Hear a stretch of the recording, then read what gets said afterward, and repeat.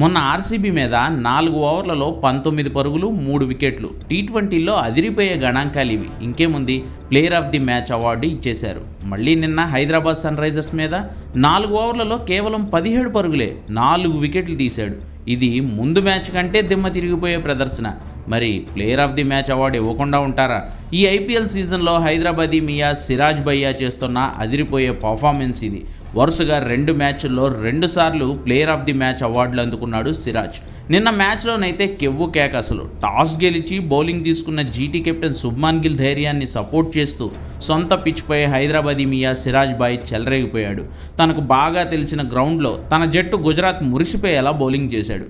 Initial overs నుంచే కాటేరమ్మ కొడుకులను ఇబ్బంది పెడుతూ వికెట్ల వేట సాగించాడు.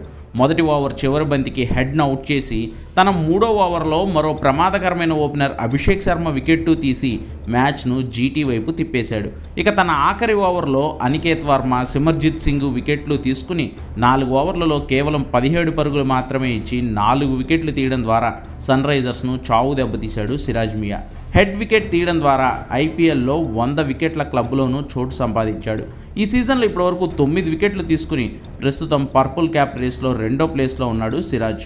పవర్ ప్లేల్లోనే వేగంగా వికెట్లు పీకేస్తూ మ్యాచ్ను తన జట్టైన గుజరాత్ వైపు తిప్పేయడంలో సిరాజ్ పోషిస్తున్న పాత్ర గుజరాత్ విజయాల్లో కీలకంగా మారుతుంది. చూడాలి, ఇంకా లాంగ్ ఫార్మాట్ కాబట్టి ఈ హైదరాబాదీ మోడల్ ఈ సీజన్లో ఇంకెన్ని సంచలనాలను సృష్టిస్తాడో.